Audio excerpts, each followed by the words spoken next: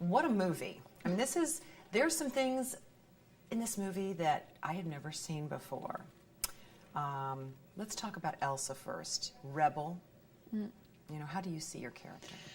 Well, when I read the script, I was amazed by it. I'd never read a character that complicated and interesting and strange and dynamic and full of life and ruthless and manipulative. I mean, I think she's somebody who is willing to stop at nothing to get what she wants, and she needs to see every extreme version of every scenario played out to the end. But there was also a mother quality to her that comes out that is very interesting with the character of Dren. Yeah. No, I mean, I think she does get extremely maternal when Dren is born.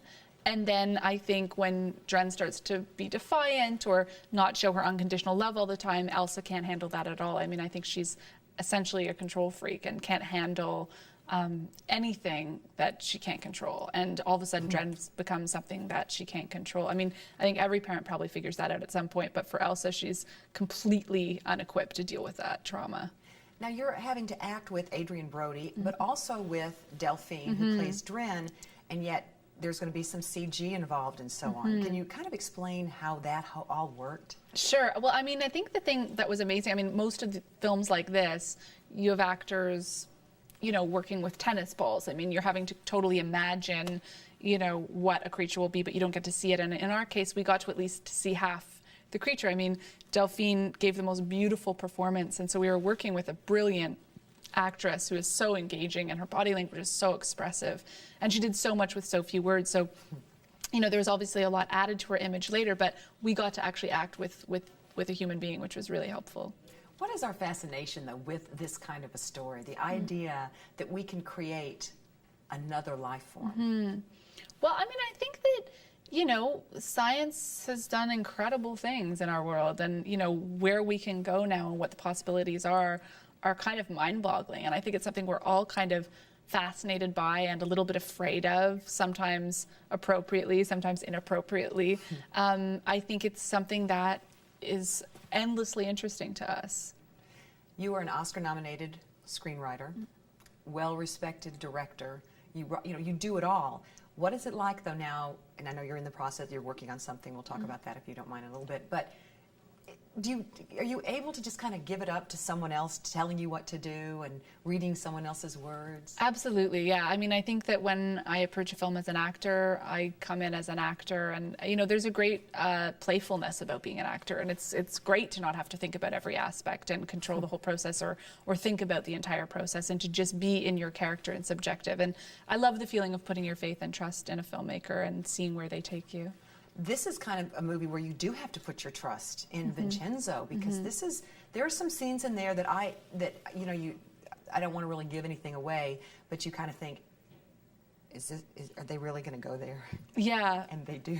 No, this movie is by far the most shocking film I've ever been involved in, or I think seen. I mean, there's a couple of scenes in this film that push every boundary imaginable and cross so many ethical and moral lines. So yeah, I mean, there's a huge risk involved in making this film and in putting this film out into the world. I think that's what makes it kind of exciting. Do you actually kind of feel a connection to Elsa, because you've done things your own way? I mean, you have been an independent filmmaker, an actor, and you haven't always taken the easy way. Well, I love that she's a rebel. I love that she's so single-focused in a way, but she's very, very ambitious, which isn't something that I feel plays a big part of my life. I mean, I'm ambitious for specific things that I'm involved in, but I've never had an overall career plan. And I was brought up where, you know, the word ambition in a sort of bigger sense was really a bad word in my household. Like, the idea of ambition was something that leads you to treat people instrumentally in some way, or to try to get where you need to get by hurting other people in some way. So, you know, it's funny, like, I meet a lot of people where the word ambition has a positive connotation. For me, it's always been something to avoid, which isn't to say to not work hard and be motivated and, you know, try your best at things. But the idea of having an overall kind of goal that you have to get to, I think does end up making you treat people badly along the way, or can. And certainly in Elsa's case, that turns out to be true. You're back behind the camera, though, now, aren't you?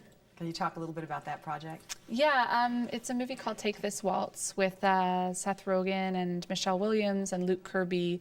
and Sarah Silverman, and Comedy, I hope. you know what? It has a light touch, but it's actually a romantic drama, and everyone in it is playing a dramatic role. And it's a movie about relationships and about when the beginning of a relationship ends and what happens to a relationship after that.